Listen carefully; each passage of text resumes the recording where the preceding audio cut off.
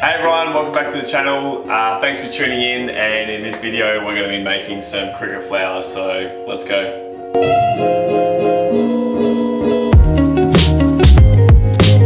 Alrighty, for this video you're going to need some frozen crickets or roasted crickets already. You're going to need a granite mortar and pestle. You don't need this, these are just the two options, or a NutriBullet. So most people would have a NutriBullet at home, or a blender as well. A blender won't do as good of a job because it won't blend the crickets up as fine as say a NutriBullet will, or this actual granite stone right here. But for whatever you got at home, you can do a pretty good job of it, and then once you start mixing into your food, you won't even notice it anyway. So just do the best job you can, try and get as fine a powder as you can, or you can just buy the powder from your local cricket supply as well. Now, with these guys, so we do have previous videos on the channel about how we harvested our crickets and then froze them. You can find those on the channel. It's called Harvesting Crickets. And then we also did a video called Roasting Crickets, where we showed you guys how we got these guys out of the freezer, put them through the oven, and then also pan fried them. Now today I'm just going to do a quick little summary of how we actually roast our crickets, because you need to have roasted crickets before you start blending them up into a flour. So let's get into it now. First thing you want to do, you want a colander. You need to put your crickets in there. And you just want to wash off any sort of like bacteria that's been on the crickets. And it kind of separates the legs from the crickets as well, just breaks them up a little bit. Give them a quick stir around.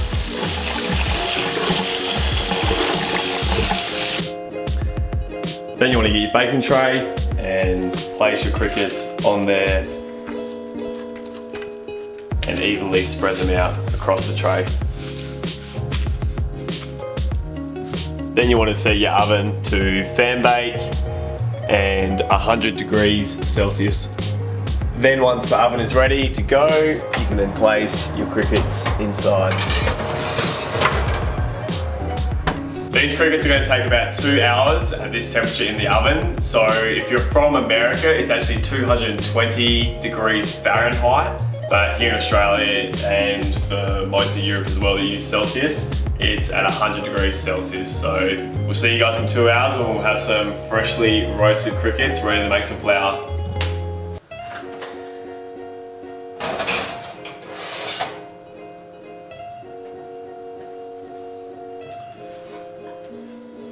Now that we've got our crickets, it's time to go to work, make some flour. Firstly, we're going to show you the granite mortar and pestle, and we're going to just take a handful of crickets, dump in there. We'll go with 2, and then slowly start to grind into a powder.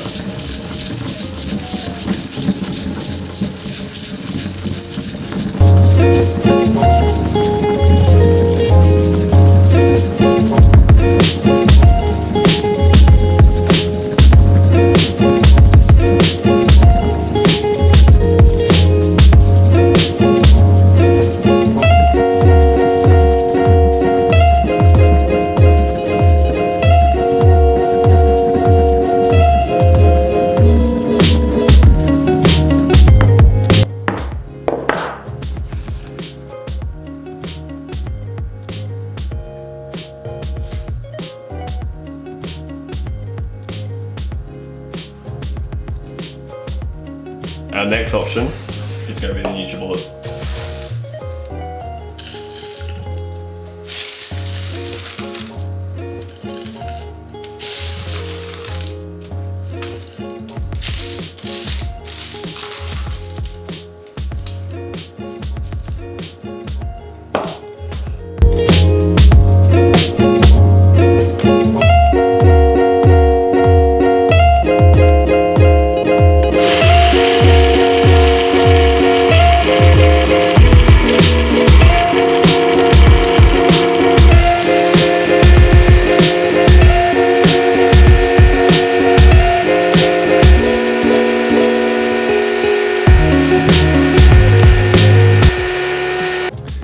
Okay, let's take a better look at the final product.